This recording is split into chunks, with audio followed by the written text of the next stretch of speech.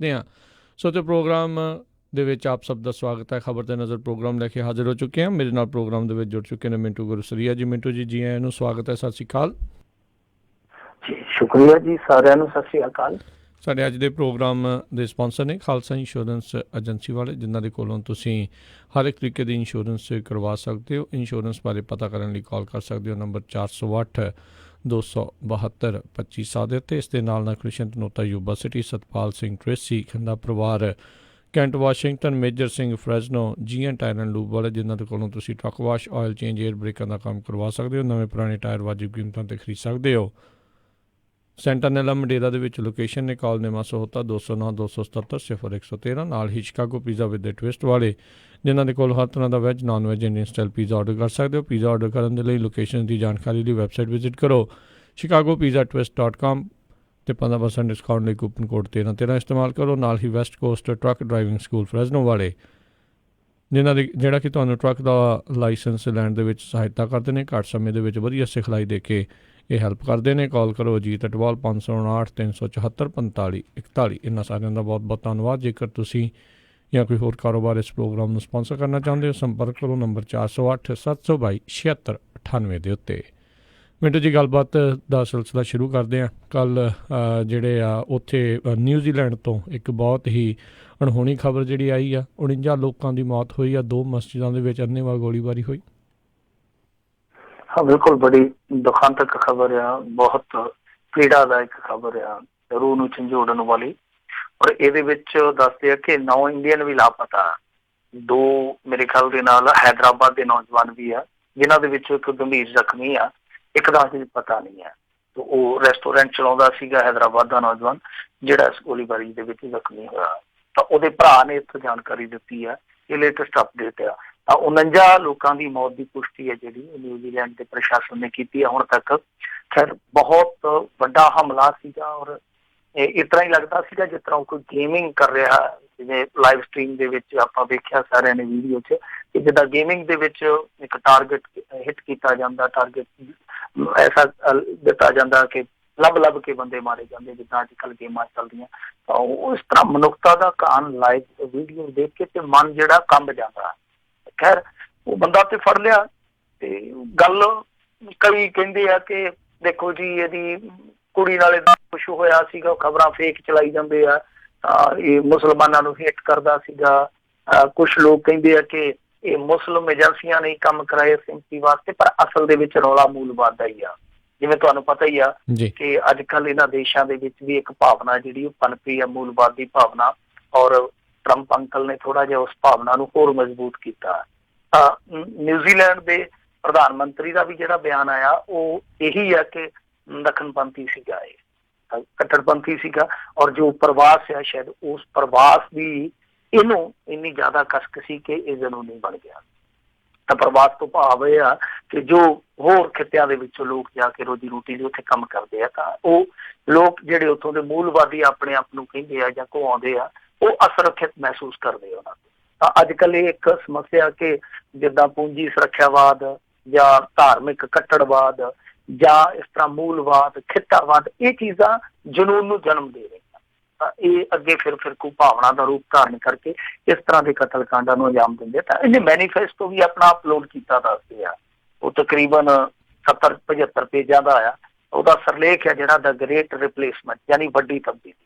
ਤਾਂ ਉਹਦਾ ਜੇ ਮਜ਼ਮੂਨ ਆਪਾਂ ਦੇਖੀਏ, ਮੈਂ ਹਿੰਦੁਸਤਾਨ ਟਾਈਮਸ ਦੇ ਵਿੱਚ ਥੋੜ੍ਹਾ ਜਿਹਾ ਉਹਦਾ ਪੜ੍ਹਦਾ ਪਿਆ ਸੀਗਾ ਮਜ਼ਮੂਨ, ਤੇ ਉਹਨੇ ਉਸ ਮੈਨੀਫੈਸਟੋ ਦੇ ਵਿੱਚ ਲਿਖਿਆ ਕਿ ਉਹ ਮੁਸਲਮਾਨਾਂ ਉੱਤੇ ਹਮਲਾ ਕਰਨਾ ਚਾਹੁੰਦਾ ਸੀਗਾ। ਤੇ ਇਹਦੇ ਵਿੱਚ ਉਹਨੇ ਕਿਤੇ ਨਾ ਕਿਤੇ ਸੰਕੇਤ ਵੀ ਦਿੱਤਾ ਕਿ ਵਧੇਰੇ ਜਨਮ ਦਰ ਵਾਲੇ ਪ੍ਰਵਾਸੀ ਸਮੂਹ ਇਸ ਵੇਲੇ ਪੱਛਮੀ ਦੇਸ਼ਾਂ ਦੇ ਮੂਲ ਨਿਵਾਸੀਆਂ ਉੱਤੇ ਭਾਰੂ ਪੈ ਰਹੇ ਆ। ਯਾਨੀ ਇਹ ਚੀਜ਼ ਜਿਹੜੀ ਹੈ ਨਾ, ਉਹ ਉਹਦੇ ਅੰਦਰਲੇ ਵਿਚਾਰ ਪ੍ਰਵਾਹ ਦੀ ਤਰਜਮਾਨੀ ਦਾ। ਇਹ ਨਫ਼ਰਤ ਦੇ ਵਿੱਚੋਂ ਨਿਕਲਿਆ ਕਤਲੇਆਮ ਸੀ, ਪਰ ਇਸ ਕਤਲੇਆਮ ਨੇ ਦੁਨੀਆ ਹਿਲਾ ਕੇ ਰੱਖ ਦਿੱਤੀ ਆ। ਨਿਊਜ਼ੀਲੈਂਡ ਤੁਹਾਨੂੰ ਪਤਾ ਹੀ ਆ, ਇਹ ਸ਼ਾਂਤ ਖਿੱਤਿਆਂ ਚੋਂ ਇੱਕ ਆ, ਸ਼ਾਂਤ ਮੁਲਕਾਂ ਚੋਂ ਇੱਕ ਆ। ਔਰ ਉੱਥੇ ਇਸ ਤਰ੍ਹਾਂ ਦਾ ਜਿਹੜਾ ਲਹੂ ਡੁੱਲਿਆ, ਉਹਨੇ ਇੰਨਾ ਜ਼ਿਆਦਾ ਡਰਾਇਆ ਕਿ ਹੁਣ ਮੇਰੇ ਖਿਆਲ ਦੇ ਨਾਲ, ਵੈਸੇ ਤਾਂ ਪਹਿਲਾਂ ਵੀ ਦਾਅਵਾ ਨਹੀਂ ਸੀ ਕਰਦਾ, ਪਰ ਹੁਣ ਤੇ ਪੱਕਾ ਕੋਈ ਦਾਅਵਾ ਨਹੀਂ ਕਰ ਸਕਦਾ ਕਿ ਇਹ ਇਲਾਕਾ ਜਾਂ ਇਹ ਹਿੱਸਾ ਜਾਂ ਇਹ ਦੇਸ਼ ਹੈ ਜਿਹੜਾ ਉਹ ਸੁਰੱਖਿਅਤ ਆ। ਮੇਰੇ ਖਿਆਲ ਦੇ ਨਾਲ ਬੰਦਾ ਵੀ ਨਹੀਂ ਕਿਤੇ ਇਹ ਦਾਅਵਾ ਕਰ ਸਕਦਾ ਕਿ ਮੈਂ ਇਸ ਥਾਂ ਤੇ ਸੁਰੱਖਿਅਤ।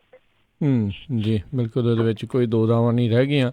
ਬੱਚੇ ਸਕੂਲ ਜਾਂਦੇ ਆ, ਉੱਥੇ ਇੱਦਾਂ ਦੀ ਕਈ ਵਾਰੀ ਘਟਨਾ ਵਾਪਰ ਜਾਂਦੀ ਆ। ਅਤੇ ਜਦੋਂ ਤੁਸੀਂ ਸਿਰ ਨਵਾਉਣ ਜਾਂਦੇ ਆ, ਚਾਹੇ ਮਸਜਿਦ ਆ ਅਤੇ ਚਾਹੇ ਗੁਰਦੁਆਰਾ ਹੈ ਅਤੇ ਚਾਹੇ ਕੋਈ ਹੋਰ ਤੁਹਾਡੀ ਆਸਥਾ ਦਾ ਕੇਂਦਰ ਆ, ਉੱਥੇ ਇੱਦਾਂ ਦੀ ਘਟਨਾ ਵਾਪਰ ਜਾਂਦੀ ਅਤੇ ਬੰਦਾ ਸੁਰੱਖਿਅਤ ਕਿੱਥੇ ਜਿਹੜਾ ਆਪਣੇ ਆਪ ਨੂੰ ਸਮਝੂਗਾ।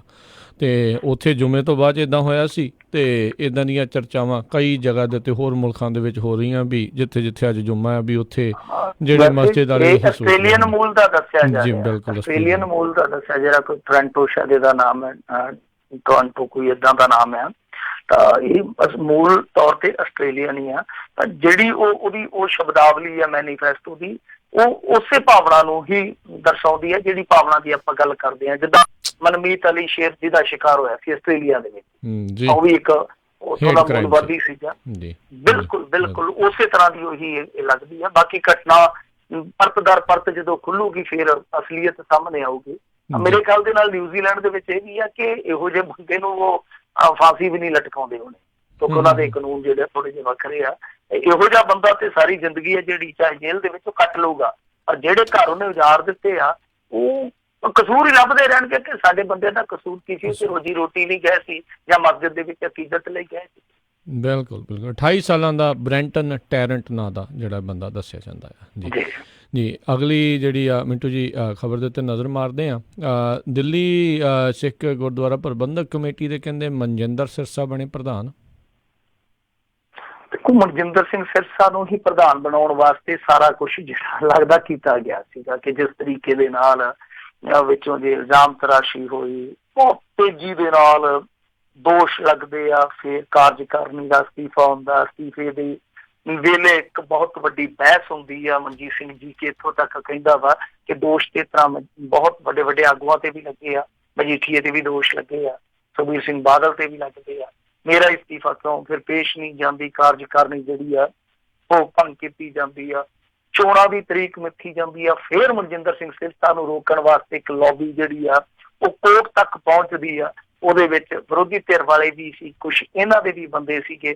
ਬਾਅਦ ਦੇ ਵਿੱਚ ਫਿਰ ਇਲੈਕਸ਼ਨ ਹੁੰਦਾ, ਪਹਿਲਾਂ ਪੋਸਟਪੋਨ ਹੋਇਆ ਸ਼ਾਇਦ 9 ਮਾਰਚ ਨੂੰ, ਫਿਰ 15 ਮਾਰਚ ਦੀ ਤਾਰੀਖ ਰੱਖੀ ਗਈ।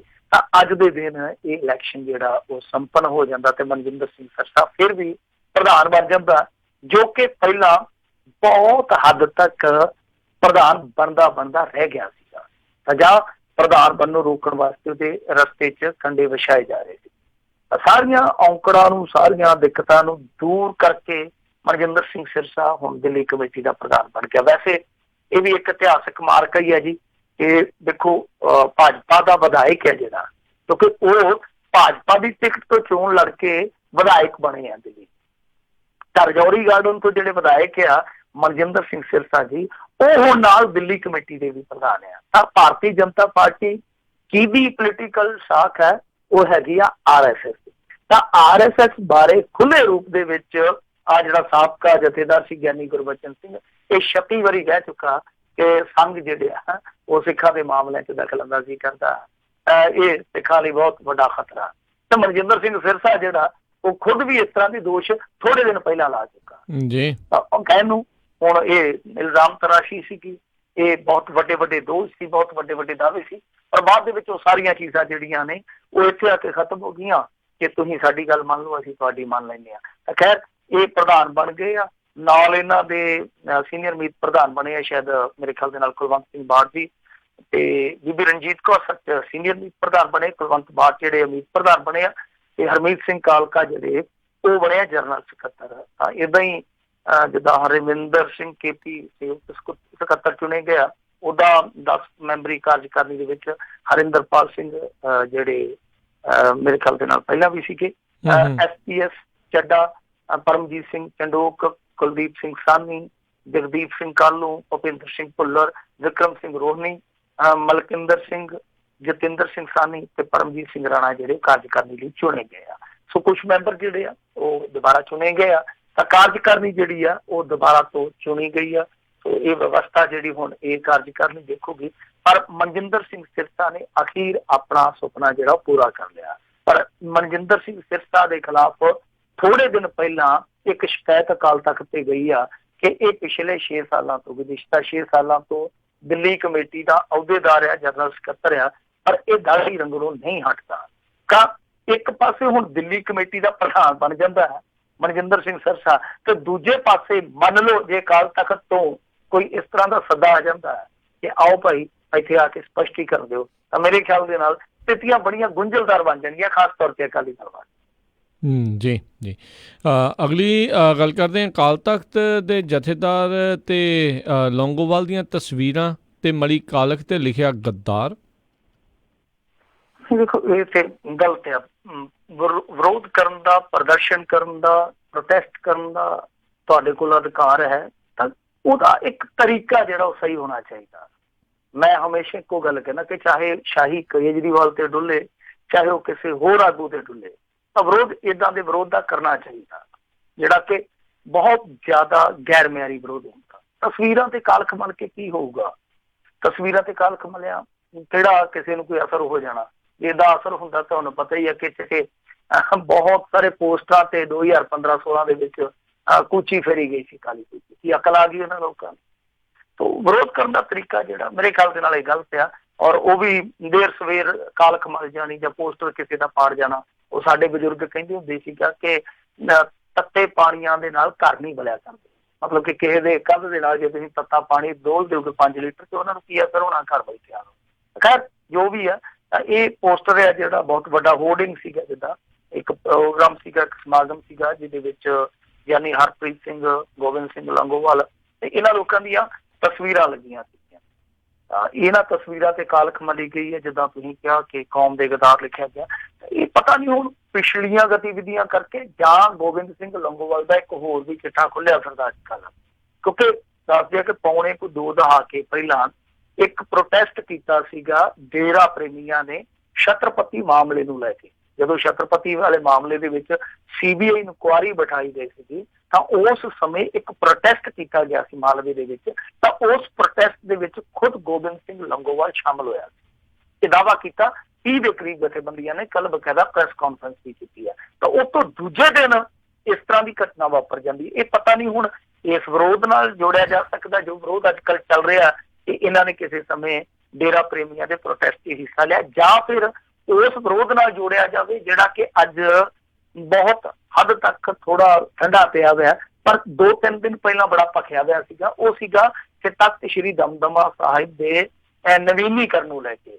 ਉਹ ਜਿਹੜੀ ਪੁਰਾਤਨ ਇਮਾਰਤ ਆ ਉਹਦਾ ਕਿਤੇ ਨਾ ਕਿਤੇ ਇਹ ਨਵੀਨੀਕਰਨ ਕਰਨਾ ਚਾਹੁੰਦੇ ਸੀਗੇ, ਪਰ ਕੁਛ ਜਥੇਬੰਦੀਆਂ ਉਹਦੀ ਮੁਖਾਲਫਤ ਕਰਦੀਆਂ ਕਿ ਅਸਲ ਦੇ ਵਿੱਚ ਨਵੀਨੀਕਰਨ ਦੇ ਬਦਲੇ ਦਿੱਖ ਖਰਾਬ ਕਰਨ ਦੀ ਸਾਜ਼ਿਸ਼ ਹੈ, ਦਿੱਖ ਵਿਗਾੜਨ ਦੀ ਇਹ ਕਿਤੇ ਨਾ ਕਿਤੇ ਚਾਲ ਆ। ਸੋ ਇਹ ਹੁਣ ਪਤਾ ਨਹੀਂ ਕਿਹਦੇ ਕਰਕੇ ਵਿਰੋਧ ਕੀਤਾ ਗਿਆ, ਕਿਹੜੀਆਂ ਚੀਜ਼ਾਂ ਕਰਕੇ ਵਿਰੋਧ ਕੀਤਾ ਗਿਆ, ਪਰ ਵਿਰੋਧ ਕਰਨ ਦਾ ਮੇਰੇ ਖਿਆਲ ਦੇ ਨਾਲ ਢੰਗ ਹੈ ਜਿਹੜਾ ਉਹ ਵਾਜਬ ਨਹੀਂ ਹੈ, ਸਹੀ ਨਹੀਂ। ਜੀ ਜੀ। ਅਗਲੀ ਖਬਰ ਤੇ ਨਜ਼ਰ ਮਾਰਦੇ ਹਾਂ। ਪੰਜਾਬ ਦੇ 125 ਥਾਣੇ ਬਣੇ ਨਸ਼ਾ ਵਿਕਰੀ ਕੇਂਦਰ, DGP ਦਾ ਖੁਲਾਸਾ। ਬੜਾ ਹੈਰਾਨ ਕਰਦਾ ਖਬਰ ਦਾ ਜਿਹੜਾ ਟਾਈਟਲ ਤੁਸੀਂ ਸੁਣਾਇਆ ਕਿ 125 ਥਾਣੇ ਜਿਹੜੇ ਉਹ ਨਸ਼ਾ ਵਿਕਰੀ ਕੇਂਦਰ ਬਣੇ ਆ, DGP ਦਾ ਖੁਲਾਸਾ। ਤਾਂ ਇਹਨਾਂ ਨੇ ਜਿਹੜੀ ਗੱਲ ਕਹੀ ਆ ਵੈਸੇ ਉਹ ਹੈਰਾਨ ਕਰਦੀ ਆ, ਔਰ ਸਰਕਾਰ ਦੇ ਹੁਣ ਤੱਕ ਦੇ ਦਾਅਵਿਆਂ ਦਾ ਉਹ ਵਿਰੋਧਾਭਾਸ ਵੀ ਆ। ਕਿੱਦਾਂ? ਕਿਉਂਕਿ ਇਹਨਾਂ ਨੇ ਜਿਹੜੀ ਗੱਲ ਕਹੀ ਆ ਦਿਨਕਰ ਗੁਪਤਾ ਨੇ, ਵੈਸੇ ਦਿਨਕਰ ਗੁਪਤਾ ਨੇ 1-2 ਕਦਮ ਚੰਗੇ ਚੁੱਕੇ ਆ। ਚੰਗੀ ਚੀਜ਼ ਨੂੰ ਚੰਗੀ ਕਹਿਣਾ ਚਾਹੀਦਾ। ਇਹਨਾਂ ਨੇ ਆ ਕੇ ਜਿਸ ਤਰੀਕੇ ਨਾਲ ਇੱਕ ਸੰਦੇਸ਼ ਦਿੱਤਾ ਕਿ ਜਿੰਨੇ SSP ਆ ਜਾਂ ਜਿਹੜੇ ਕਮਾਂਡੈਂਟ ਆ ਜਾਂ ਇਸ ਤੋਂ ਇਲਾਵਾ ਕਮਿਸ਼ਨਰ ਆ, ਉਹ ਗੱਲ ਕੰਨ ਖੋਲ ਕੇ ਸੁਣ ਲਓ ਕਿ ਜਿਨ੍ਹਾਂ ਜ਼ਿਲ੍ਹਿਆਂ ਦੇ ਵਿੱਚ ਜਿੱਥੇ VIPs ਨੂੰ ਤੁਸੀਂ ਅਣਅਧਿਕਾਰਤ ਗਨਮੈਨ ਦਿੱਤੇ ਆ, ਉਹ ਜਾਂ ਤੇ ਵਾਪਸ ਸੱਦ ਲਓ, ਨਹੀਂ ਤੇ 52-52 ਰੁਪਇਆ ਕਾਂਸਟੇਬਲ ਦੀ ਤਨਖਾਹ ਦਾ ਤੁਹਾਡੇ ਖਾਤਿਆਂ ਚੋਂ ਕੱਟਾਂ। ਤਾਂ ਇਹ ਇੱਕ ਬਹੁਤ ਸਖਤ ਸੰਦੇਸ਼ ਸੀਗਾ ਉਹਨਾਂ ਲੋਕਾਂ ਲਈ ਜਿਹੜੇ ਸਿਫਾਰਿਸ਼ ਤੇ ਬਹੁਤ ਜਲਦੀ ਗਨਮੈਨ ਦੇ ਦਿੰਦੇ, ਸੁਰੱਖਿਆ ਦੇ ਦਿੰਦੇ ਆ VIP। ਤਾਂ ਇਹ ਇੱਕ ਇਹਨਾਂ ਨੇ ਚੰਗਾ ਕਦਮ ਚੁੱਕਿਆ। ਉਸ ਤੋਂ ਬਾਅਦ ਅੱਜ ਜਿਹੜੀ ਇਹਨਾਂ ਨੇ ਗੱਲ ਕਹੀ ਆ, ਇਹ ਵੀ ਗੱਲ ਜ਼ਰੂਰਤ ਨਾਲ ਹੀ ਕਹੀ ਜਾ ਸਕਦੀ, ਆਮ ਅਫਸਰ ਨਹੀਂ ਕਹਿ ਸਕਦਾ। ਤਾਂ ਇਹਨਾਂ ਨੇ ਅੱਜ ਕੁਝ ਸਰਹੱਦੀ ਇਲਾਕਿਆਂ ਦਾ ਦੌਰਾ ਕੀਤਾ ਵਾ, ਜਿੱਦਾਂ ਫਿਰੋਜ਼ਪੁਰ, ਫਾਜ਼ਿਲਕਾ। ਉੱਥੇ ਇਹਨਾਂ ਨੇ ਜਦੋਂ ਗੱਲਬਾਤ ਕੀਤੀ ਆ ਤਾਂ ਇੱਕ ਖੁਲਾਸੇ ਦੇ ਰੂਪ ਦੇ ਵਿੱਚ ਕਹੀਏ ਜਾਂ ਕਹੀਏ ਕਿ ਸੱਚਾਈ ਨੂੰ ਕਬੂਲ ਕੀਤਾ। ਕਹਿੰਦੇ ਆ ਕਿ ਪੰਜਾਬ ਦੇ ਵਿੱਚ 124 ਥਾਣਿਆਂ ਦੀ ਪਛਾਣ ਕੀਤੀ ਗਈ ਆ। ਇਹ ਉਹ ਥਾਣੇ ਆ ਜਿਨ੍ਹਾਂ ਦੀ ਹਦੂਦ ਦੇ ਅੰਦਰ ਨਸ਼ਾ ਵਿਕਦਾ, ਤੇ ਇਹਨਾਂ ਦੇ ਵਿੱਚੋਂ ਕੁਝ ਥਾਣੇ ਫਿਰੋਜ਼ਪੁਰ ਤੇ ਫਾਜ਼ਿਲਕਾ ਦੇ ਵੀ ਆ। ਤੇ ਇਸ ਤੋਂ ਇਲਾਵਾ ਅਗਲੀ ਗੱਲ ਇਹਨਾਂ ਨੇ ਕਹੀ ਆ ਕਿ ਕਈ ਥਾਣਿਆਂ ਦੇ ਅੰਦਰੋਂ ਵੀ ਨਸ਼ਾ ਵੇਚਣ ਦਾ ਕੰਮ ਚੱਲਦਾ। ਮਤਲਬ 124 ਥਾਣੇ ਇਸ ਤਰ੍ਹਾਂ ਦੇ ਆ ਜਿਨ੍ਹਾਂ ਦੀ ਹਦੂਦ ਮਤਲਬ ਕਿ ਜਿਹੜੀ ਉਹਨਾਂ ਦੀ ਜੈਲ ਆ ਉਹਦੇ ਵਿੱਚ ਕੰਮ ਚੱਲਦਾ ਹੈ ਨਸ਼ਾ ਵਿਕਰੀ ਦਾ। ਤਾਂ ਕੁਝ ਥਾਣੇ ਇਸ ਤਰ੍ਹਾਂ ਦੇ ਵੀ ਆ ਜਿਨ੍ਹਾਂ ਦੇ ਵਿੱਚ ਇਹ ਕੰਮ ਚੱਲਦਾ ਸਾਰਾ। ਤਾਂ ਇਹ ਇੱਕ ਮੈਂ ਕਹੂੰਗਾ ਕਿ ਸਰਕਾਰ ਦੇ ਦਾਅਵਿਆਂ ਤੇ ਉਲਟ ਖੁਲਾਸਾ ਹੈ, ਕਿਉਂਕਿ ਸਰਕਾਰ ਤੇ ਕਹਿੰਦੀ ਹੈ ਕਿ ਨਸ਼ਾ ਆਲਮੋਸਟ ਅਸੀਂ ਬੰਦ ਕਰ ਦਿੱਤਾ, ਲਗਭਗ ਅਸੀਂ ਬੰਦ ਕਰ ਦਿੱਤਾ, ਸਪਲਾਈ ਲਾਈਨ ਤੋੜ ਦਿੱਤੀ ਆ, ਵੱਡੇ ਮਗਰਮੱਛ ਜਿਹੜੇ ਆ ਉਹ ਚੁੱਕ ਕੇ ਅਸੀਂ ਖੂਹਾਂ 'ਚ ਮਾਰੇ ਆ, ਪਤਾ ਨਹੀਂ ਖਾਤਿਆਂ 'ਚ ਪਾਏ ਆ, ਤਾਂ ਸਾਰਾ ਕੁਛ ਠੀਕ ਠਾਕ ਕਰ ਦਿੱਤਾ। ਪਰ ਦਿਨਕਰ ਗੁਪਤਾ ਇੱਥੇ ਪੰਜਾਬ ਪੁਲਿਸ ਦੀ ਸਮੁੱਚੀ ਕਾਰਕਰਦਗੀ ਨੂੰ ਸ਼ੱਕੀ ਕਰਦੇ ਆ। ਉਹ ਕਹਿੰਦੇ ਆ ਕਿ ਥਾਣਿਆਂ ਦੀ ਹਦੂਦ ਦੇ ਵਿੱਚ ਕੰਮ ਚੱਲਦਾ, ਉਹਦੇ ਚੱਲਦਾ ਹੀ ਚੱਲਦਾ ਨਾਲ ਥਾਣਿਆਂ ਦੇ ਵਿੱਚ ਵੀ ਚੱਲਦਾ। ਪਰ ਹੁਣ ਇਹਦੇ ਤੇ ਸਰਕਾਰ ਕੋਈ ਕਦਮ ਚੁੱਕੂਗੀ ਜਾਂ ਇਹ ਕਦਮ ਚੁੱਕੂਗੀ ਕਿ ਦਿਨਕਰ ਗੁਪਤਾ ਨੂੰ ਵੀ ਝਾੜ ਕੇ ਆਖ ਦੇਣਗੇ ਕਿ ਚੁੱਪ ਕਰਕੇ ਬਹਿ ਜਾ, ਇਸ ਤਰ੍ਹਾਂ ਦਾ ਕੰਮ ਨਹੀਂ ਕਰਨਾ। ਜਿਸ ਤਰ੍ਹਾਂ ਆਪਾਂ ਅੱਗੇ ਵੀ ਵੇਖਿਆ ਸੀਗਾ ਕਿ ਕੁਝ ਵੱਡੇ ਪੁਲਿਸ ਅਫਸਰਾਂ ਦੇ ਨਾਂ ਆ ਗਏ, ਇੱਕ ਰਿਪੋਰਟ ਦੇ ਵਿੱਚ ਖੁਲਾਸਾ ਹੋ ਗਿਆ, ਉਹ ਰਿਪੋਰਟ ਵੀ ਤਕਰੀਬਨ ਪਬਲਿਕ ਡੋਮੇਨ 'ਚ ਆ ਗਈ, ਤੇ ਉਹਦੇ ਤੇ ਐਕਸ਼ਨ ਕਰਨ ਦੀ ਥਾਂ ਤੇ ਕੈਪਟਨ ਨੇ ਰਿਐਕਸ਼ਨ ਇਹ ਕੀਤਾ ਕਿ ਭਾਈ ਕੋਈ ਵੀ ਪੁਲਿਸ ਅਫਸਰ ਮੀਡੀਆ ਨਾਲ ਗੱਲ ਨਹੀਂ ਕਰੂਗਾ, ਕੋਈ ਵੀ ਬਿਆਨਬਾਜ਼ੀ ਨਹੀਂ ਕਰੂਗਾ, ਕੋਈ ਇਲਜ਼ਾਮ ਤਰਾਸ਼ੀ ਨਹੀਂ ਕਰੂਗਾ, ਕੋਈ ਕਿਸੇ ਦੀ ਸ਼ਿਕਾਇਤ ਨਹੀਂ ਕਰੂਗਾ, ਤਾਂ ਚੁੱਪ ਕਰਕੇ ਬਹਿ ਜਾਓ। ਸੋ ਕੈਪਟਨ ਅਮਰਿੰਦਰ ਸਿੰਘ ਇਸ ਮੁੱਦੇ ਤੇ ਕੀ ਪ੍ਰਤੀਕਰਮ ਦਿੰਦਾ ਇਹ ਉਡੀਕ ਕਰਦੇ ਆ। ਤਾਂ ਮੇਰੇ ਖਿਆਲ ਦੇ ਨਾਲ ਪ੍ਰਤੀਕਰਮ ਇਹਨਾਂ ਨੂੰ ਦੇਣਾ ਚਾਹੀਦਾ, ਕਿਉਂਕਿ ਡਰੱਗ ਦੇ ਇਸ਼ੂ ਤੇ ਜਿੰਨੀ ਰਾਜਨੀਤੀ ਕਾਂਗਰਸੀਆਂ ਨੇ ਕੀਤੀ ਆ ਉਨੀ ਸ਼ਾਇਦ ਕਿਸੇ ਨੇ ਨਹੀਂ ਕੀਤੀ। ਜੀ ਜੀ, ਅਗਲੀ ਗੱਲ ਕਰਦੇ ਕਹਿੰਦੇ IG ਉਮਰਾ ਨੰਗਲ ਲਈ ਹੁਣ ਨਵੀਂ ਮੁਸੀਬਤ। ਇਹਦੇ ਲਈ ਮੁਸੀਬਤ ਜਿਹੜੀ ਆ ਮੇਰੇ ਖਿਆਲ ਨਾਲ ਉਮਰਾਂ ਦਾ ਰੋਣਾ ਹੀ ਬਣ ਗਈ ਹੈ, ਕਿਉਂਕਿ ਇਹਦਾ ਨਾਂ ਉਮਰਾ ਨੰਗਲ ਆ। ਇਹਦੇ ਲਈ ਨਵੀਂ ਮੁਸੀਬਤ ਇਹ ਆ ਕਿ ਇਹਦੀ ਇੱਕ ਡਿਗਰੀ ਆ, ਜਿਵੇਂ ਉਹ ਇੱਕ ਸੀਰੀਅਲ ਵੀ ਚੱਲਿਆ ਸੀਗਾ ਅੱਗੇ, ਯਾਰ ਜਿਗਰੀ ਕਸੂਤੀ ਡਿਗਰੀ, ਤਾਂ ਕਸੂਤੀ ਡਿਗਰੀ ਹੋ ਗਈ ਹੈ ਇਹਦੇ ਲਈ। ਕਸੂਤੀ ਡਿਗਰੀ ਇਉਂ ਹੋ ਗਈ ਆ ਕਿ ਉਮਰਾ ਨੰਗਲ ਪਟਿਆਲਾ ਯੂਨੀਵਰਸਿਟੀ ਤੋਂ ਸ਼ਾਇਦ ਗ੍ਰੈਜੂਏਟ ਆ, ਤੇ ਉਸ ਤੋਂ ਬਾਅਦ ਇਹਨੇ ਦੱਸਦੇ ਆ ਕਿ ਲਾਅ ਦੇ ਵਿਦਿਆਰਥੀ ਵਜੋਂ ਅੱਗੇ ਦਾਖਲਾ ਲਿਆ ਸੀਗਾ, ਪਰ ਇਨ ਬਿਟਵੀਨ ਟੈਸਟ ਦੇ ਆਧਾਰ ਤੇ ਇਹਨੂੰ ਨੌਕਰੀ ਮਿਲ ਗਈ, ਤਾਂ ਉਹ ਡਿਗਰੀ ਸ਼ਾਇਦ ਪੂਰੀ ਨਹੀਂ ਕੀਤੀ ਇਹਨੇ।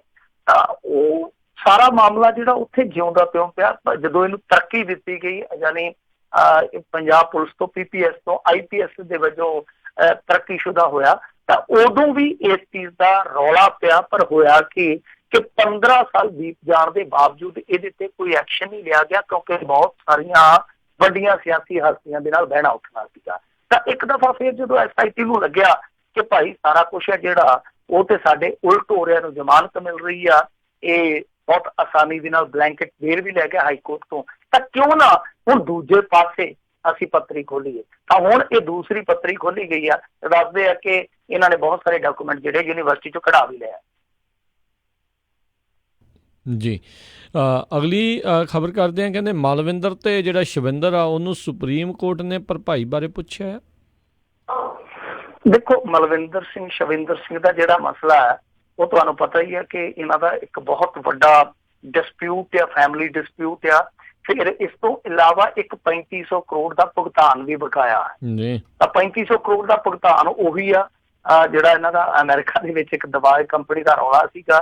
ਤੇ ਇੱਕ ਕੰਪਨੀ ਜਿਹੜੀ ਇਹਨਾਂ ਨੇ ਗਾਹ ਵੇਚੀ ਸੀ ਕਿਸੇ ਕੰਪਨੀ ਨੂੰ, ਉਸ ਕੰਪਨੀ ਨੇ ਦਾਅਵਾ ਕੀਤਾ ਸੀਗਾ ਕਿ ਜੋ ਅਮਰੀਕਾ ਦੇ ਵਿੱਚ ਇਸ ਕੰਪਨੀ ਦੇ ਖਿਲਾਫ ਮਾਮਲਾ ਚੱਲਦਾ ਉਹਦੀ ਜਾਣਕਾਰੀ ਇਹਨਾਂ ਨੇ ਲੁਕਾ ਕੇ ਸਾਨੂੰ ਕੰਪਨੀ ਅੱਗੇ ਸੇਲ ਕਰ ਦਿੱਤੀ।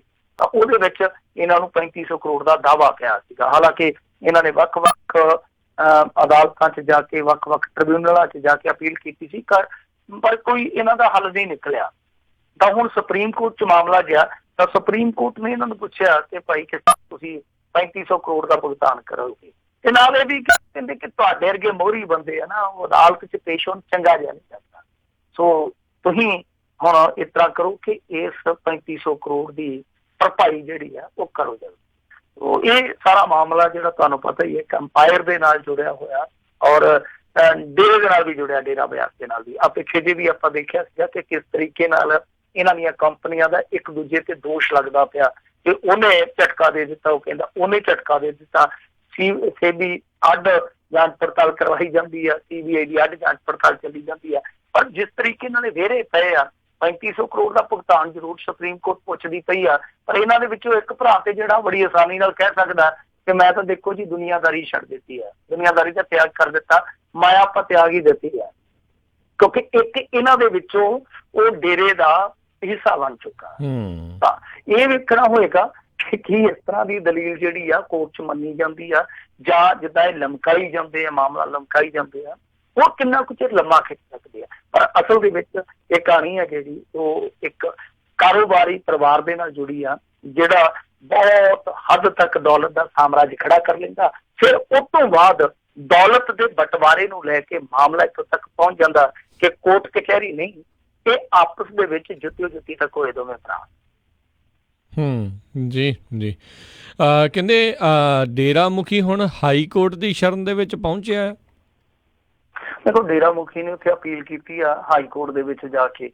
ਤਾਂ ਹਾਈ ਕੋਰਟ ਦੇ ਵਿੱਚ ਅਪੀਲ ਦਾ ਮਸਲਾ ਇਹ ਹੁੰਦਾ ਕਿ ਜਦੋਂ ਹੇਠਲੀ ਅਦਾਲਤ 'ਚ ਤੁਹਾਨੂੰ ਸਜ਼ਾ ਹੋ ਜਾਂਦੀ ਆ, ਫਿਰ ਤੁਸੀਂ ਅਪਰ ਕੋਰਟ ਦੇ ਵਿੱਚ ਜਾ ਕੇ ਅਪੀਲ ਕਰ ਸਕਦੇ ਹੋ ਉਸ ਸਜ਼ਾ ਦੇ ਖਿਲਾਫ।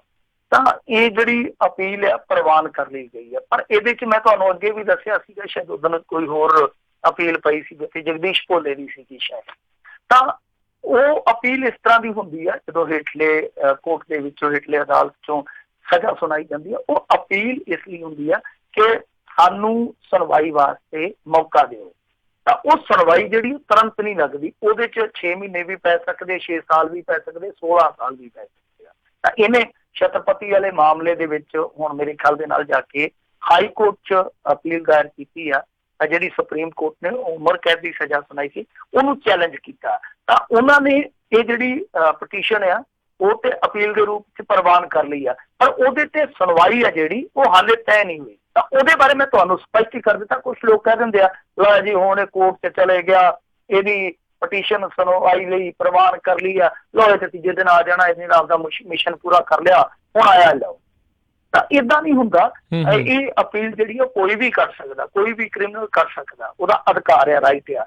ਪਰ ਉਹਦੀ ਸੁਣਵਾਈ ਜਿਹੜੀ ਆ ਉਹ ਅਨਿਸ਼ਚਿਤ ਕਾਲ ਤੇ ਹੁੰਦੀ ਆ। ਮਤਲਬ ਕਿ ਉਹਦੇ ਲਈ ਕੋਈ ਸਮਾਂ ਨਿਸ਼ਚਿਤ ਨਹੀਂ ਹੈ ਕਿ ਅੱਜ ਹੀ ਹੋ ਜਾਣੀ ਆ, 6 ਮਹੀਨਿਆਂ ਨੂੰ ਹੋ ਜਾਣੀ ਆ। ਤਾਂ ਇਹਦੇ ਲਈ ਬਹੁਤ ਸਾਰਾ ਸਮਾਂ ਵੀ ਲੱਗ ਸਕਦਾ। ਤਾਂ ਦੇਖਦੇ ਆ ਕਿ ਇਹ ਸੁਣਵਾਈ ਕਦੋਂ ਹੁੰਦੀ ਆ। ਤਾਂ ਇਹ ਸੁਣਵਾਈਆਂ ਕੁੱਲ ਇਹਦੀਆਂ ਹੁਣ 3 ਹੋ ਗਈਆਂ, ਮਤਲਬ ਕਿ 2 ਅਪੀਲਾਂ ਪਹਿਲਾਂ ਤੇ ਤੀਜੀ ਇਹ ਚਲੇਗੀ। ਜੀ ਜੀ ਜੀ। ਤੇ ਅਜੇ ਤਾਈਂ ਇਹਨੂੰ ਮੁਖੀ ਬਣਾ ਕੇ ਰੱਖਿਆ, ਲਾਉਂਦੇ ਲੁੰਦੇ ਨਹੀਂ ਇਹਨੂੰ? ਹਾਂਜੀ, ਮੈਂ ਕਿਹਾ ਜੀ ਇਹਨੂੰ ਅਜੇ ਤਾਈਂ ਡੇਰੇ ਦਾ ਮੁਖੀ ਬਣਾ ਕੇ ਰੱਖਿਆ, ਕੋਈ ਉਹਦੀ ਥਾਂ ਤੇ ਹੋਰ ਨਹੀਂ ਕੋਈ ਇਹਨੂੰ ਲੈ ਕੇ ਆਉਂਦੇ? ਨਾ ਡੇਰਾ ਦਾ ਇਹੀ ਸੰਚਾਲਕ ਹੈ, ਇਹੀ ਮੁਖੀ ਆ ਅੰਦਰੋਂ ਹੀ ਟੱਬਰ ਜਿਹੜਾ ਬਿਲਕੁਲ ਇਹਦਾ ਰਤਿਆ ਗਿਆ। ਇੱਥੇ ਅੰਦਰੋਂ ਜਾ ਕੇ ਜੇ ਸੰਸਦ ਦੀਆਂ ਕਾਰਵਾਈਆਂ 'ਚ ਹਿੱਸਾ ਲੈ ਸਕਦੇ ਆ ਇੱਥੋਂ ਦੇ ਨੇਤਾ, ਤੇ ਡੇਰਾ ਚਲਾਉਣਾ ਕਿੰਨੀ ਔਖੀ ਗੱਲ ਇੱਥੋਂ ਦੇ ਲੋਕਾਂ ਲਈ। ਸਹੀ ਗੱਲ ਹੈ ਜੀ। ਅਗਲੀ ਗੱਲ ਕਰਦੇ ਹਾਂ। ਕਹਿੰਦੇ ਅੰਮ੍ਰਿਤਸਰ ਦੇ ਵਿੱਚ ਦੇਰ ਰਾਤ 2 ਧਮਾਕਿਆਂ ਤੋਂ ਬਾਅਦ ਦਹਿਸ਼ਤ ਦਾ ਮਾਹੌਲ, ਕੀ ਸੀਗੀ ਵਜ੍ਹਾ? ਦੇਖੋ, ਵਜ੍ਹਾ ਇਹ ਰਹੀ ਆ ਕਿ ਦੱਸਦੇ ਆ ਕਿ ਜਿਹੜਾ ਮਕਬੂਜ਼ਾ ਕਸ਼ਮੀਰ ਆ, ਯਾਨੀ ਪਾਕਿਸਤਾਨ ਦੇ ਹਿੱਸੇ ਵਾਲਾ ਜਾਂ ਪਾਕਿਸਤਾਨ ਦੇ ਕਬਜ਼ੇ ਵਾਲਾ ਜਿਹੜਾ ਕਸ਼ਮੀਰ ਆ, ਉਹਦੇ ਵਿੱਚ ਜੰਗੀ ਅਭਿਆਸ ਕੀਤਾ ਗਿਆ ਸੀਗਾ ਉੱਥੋਂ ਦੀ 에ਅਰਫੋਰਸ ਵੱਲੋਂ। ਤਾਂ ਬਦਲੇ ਦੇ ਵਿੱਚ, ਜਵਾਬ ਦੇ ਵਿੱਚ ਇਹਨਾਂ ਨੇ ਵੀ ਉਸੇ ਤਰ੍ਹਾਂ ਦਾ ਜੰਗੀ ਅਭਿਆਸ ਕੀਤਾ। ਤਾਂ ਜੰਗੀ ਅਭਿਆਸ ਲਈ ਜਦੋਂ ਜੰਗੀ ਜਹਾਜ਼ ਉੱਡਦੇ ਆ ਤਾਂ ਜਿੱਦਾਂ ਸੁਪਰਸੋਨਿਕ ਬੂਮ ਹੁੰਦਾ, ਉਹ ਇੱਦਾਂ ਜਿੱਦਾਂ ਬੰਬ ਡਿੱਗਦੇ ਆ ਜਾਂ ਧਮਾਕੇ ਹੁੰਦੇ ਆ, ਇਸ ਤਰ੍ਹਾਂ ਦਾ ਉਹਦੀ ਆਵਾਜ਼ ਜਿਹੜੀ ਆ ਕੰਨ ਪਾੜਦੀ ਹੁੰਦੀ ਹੈ, ਸ਼ੋਰ ਕੰਨ ਪਾੜਦਾ ਹੁੰਦਾ। ਲੋਕਾਂ ਨੂੰ ਅੱਧੀ ਕੁ ਰਾਤ ਲੱਗਿਆ, 1-1.5 ਦਾ ਟਾਈਮ ਸੀਗਾ ਕਿ ਸ਼ਾਇਦ ਅਟੈਕ ਹੋ ਗਿਆ, ਪਾਕਿਸਤਾਨ ਵੱਲੋਂ ਅਟੈਕ ਹੋ ਗਿਆ ਜਾਂ ਜੰਗ ਸ਼ੁਰੂ ਹੋ ਗਿਆ। ਤਾਂ ਫਿਰ ਉਦੋਂ ਬਾਅਦ ਅਫਵਾਹਾਂ ਦਾ ਵੀ ਦੌਰ ਬਹੁਤ ਤੇਜ਼ੀ ਨਾਲ ਗਰਮ ਹੋਇਆ। ਬਾਅਦ ਦੇ ਵਿੱਚ ਪਤਾ ਲੱਗਿਆ ਕਿ ਅਕਸਰ ਇਹ ਜਿੱਦਾਂ ਹੁੰਦਾ ਜੰਗੀ ਅਭਿਆਸ ਜਿਹੜੇ ਕੀਤੇ ਜਾਂਦੇ ਆ, ਤਾਂ ਇਹ ਵੀ ਇੱਕ ਉਦਾਂ ਦਾ ਜੰਗੀ ਅਭਿਆਸ ਸੀਗਾ। ਕਿਸੇ ਵੱਲੋਂ ਕੋਈ ਹਮਲਾ ਨਹੀਂ ਕੀਤਾ ਗਿਆ। ਕੁਛ ਇਹ ਵੀ ਅਫਵਾਹਾਂ ਡਾਈਆਂ ਗਈਆਂ ਕਿ ਅੰਮ੍ਰਿਤਸਰ ਦੇ ਵਿੱਚ ਬੰਬ ਧਮਾਕਾ ਹੋ ਗਿਆ। ਤਾਂ ਬਹਰਹਾਲ ਇਹ ਚੀਜ਼ ਜਿਹੜੀ ਆ ਉਹ ਪੁਸ਼ਟੀ ਦੇ ਰੂਪ ਦੇ ਵਿੱਚ ਆ ਕਿ ਉੱਥੇ ਜੰਗੀ ਜਹਾਜ਼ ਲਈ ਲੜਾਕੂ ਜਹਾਜ਼ ਉੱਡੇ ਸੀਗੇ। ਕੋਈ ਇਸ ਤਰ੍ਹਾਂ ਦਾ ਵਰਤਾਰਾ ਨਹੀਂ ਵਾਪਰਿਆ ਜਿਸ ਤਰ੍ਹਾਂ ਦਾ ਸੋਸ਼ਲ ਮੀਡੀਆ ਤੇ ਰਿਊਮਰ ਫੈਲਾਇਆ ਜਾ ਰਿਹਾ। ਜੀ ਜੀ ਜੀ। ਸੋ ਬਚ ਕੇ ਰਹਿਣਾ ਚਾਹੀਦਾ ਆ ਇਹਨਾਂ ਜਿਹੜੀਆਂ ਰਿਊਮਰਸ ਤੋਂ। ਕਈ ਵਾਰੀ ਇਹਦੇ ਕਰਕੇ ਮਾਹੌਲ ਐਵੇਂ ਜ਼ਿਆਦਾ ਤਣਾਅਪੂਰਨ ਬਣ ਜਾਂਦਾ ਆ। ਅਤੇ ਮਿੰਟੂ ਜੀ, ਹੁਣ ਇੱਥੇ ਆਪਾਂ ਇੱਕ ਲਵਾਂਗੇ ਕਾਰੋਬਾਰੀ ਵਿਗਿਆਪਨ ਬ੍ਰੇਕ, ਅਤੇ ਫਿਰ ਜਿਹੜਾ ਆਪਾਂ ਵਾਪਸ ਆਉਂਦੇ ਹਾਂ। ਅਤੇ ਸਰੋਤੇ, ਜੇ ਤੁਹਾਡੇ ਕੋਈ ਸਵਾਲ ਹੈਗੇ ਆ ਮਿੰਟੂ ਜੀ ਨੂੰ, ਤੁਸੀਂ ਪੁੱਛ ਸਕਦੇ ਹੋ। ਅੱਜ ਕੱਲ੍ਹ ਕੀ ਕਾਫੀ ਕੁਛ ਘਟਨਾਕ੍ਰਮ ਤੇਜ਼ੀ ਦੇ ਨਾਲ ਜਿਹੜਾ ਉੱਧਰ ਬਦਲ ਰਿਹਾ ਸਿਆਸਤ ਦੇ ਵਿੱਚ, ਪੰਜਾਬ ਦੇ ਵਿੱਚ। ਸੋ ਤੁਹਾਡਾ ਵੀ ਕੋਈ ਸਵਾਲ ਆ ਤਾਂ ਕਾਲ ਕਰ ਸਕਦੇ ਹੋ 408-272 5200 4082725200 ਦੇ ਉੱਤੇ। ਮਿਲਦੇ ਹਾਂ ਇੱਕ ਬ੍ਰੇਕ ਤੋਂ ਬਾਅਦ 'ਚ।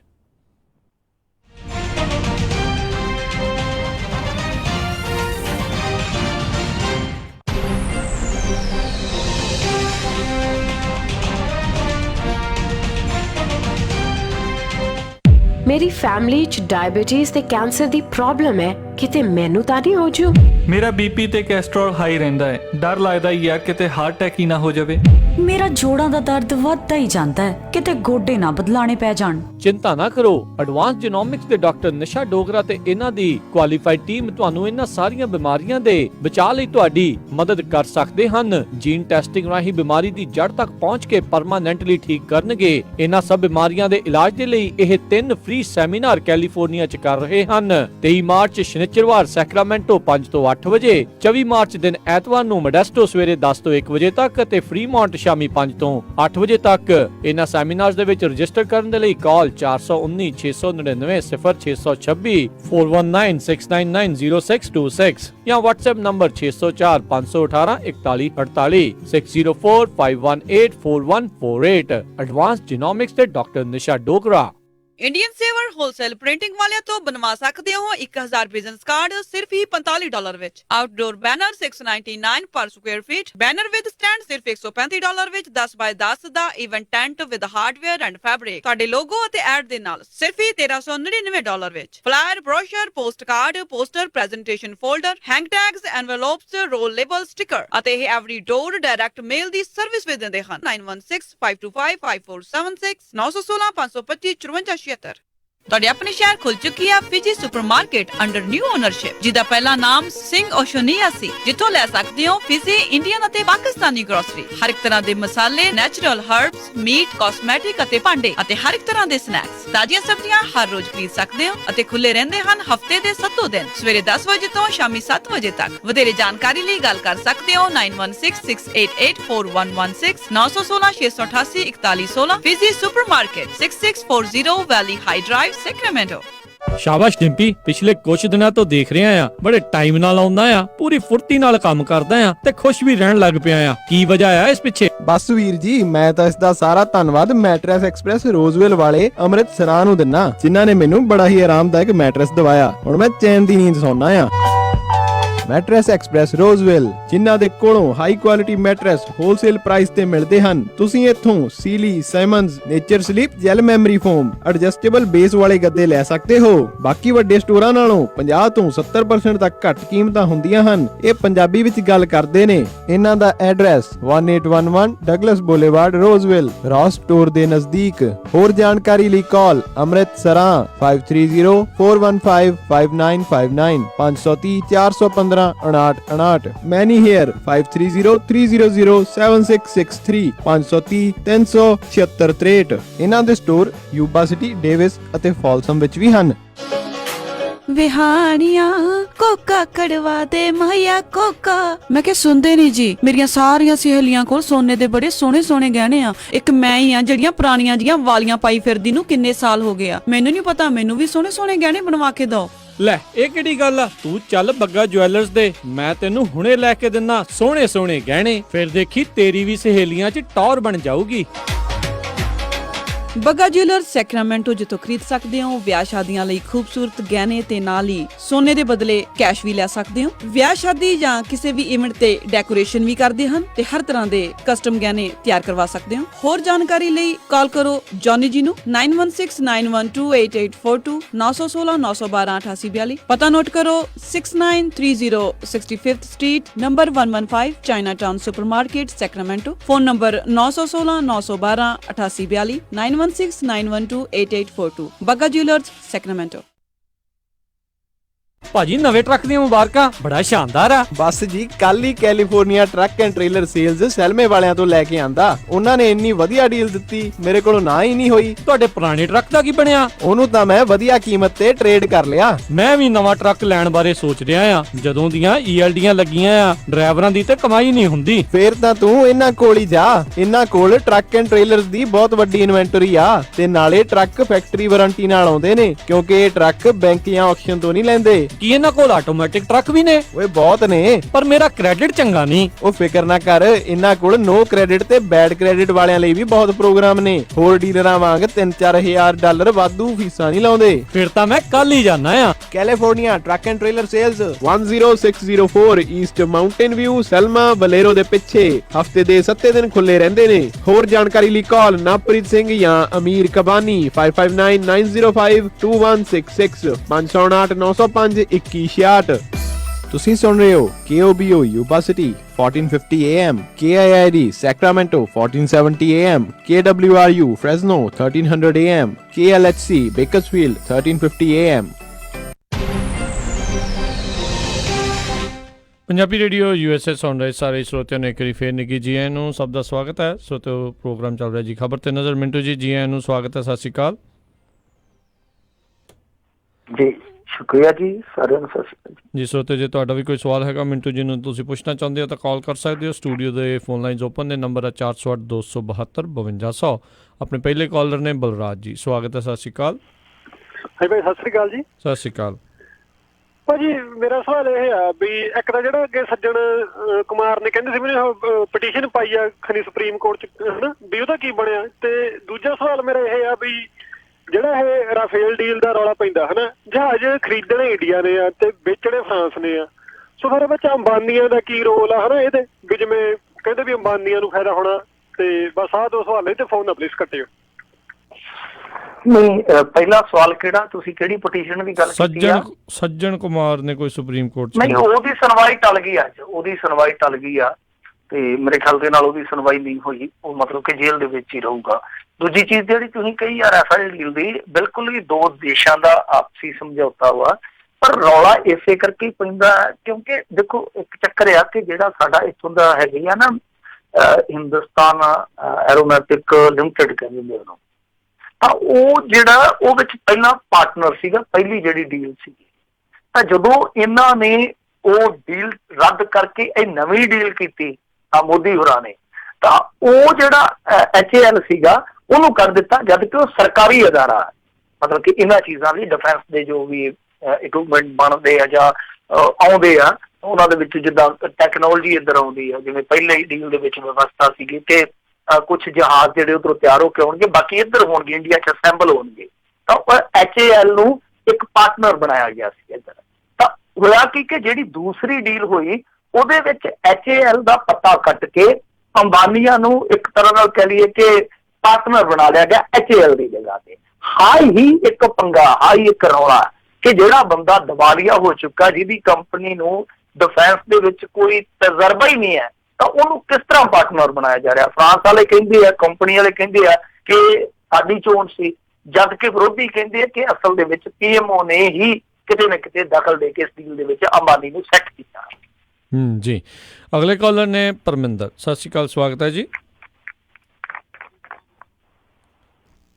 ਤੋ ਮੇਰਾ ਦੋ ਆਸਪੈਕਟ ਮੈਂ ਲੈ ਕੇ ਚੱਲਿਆ।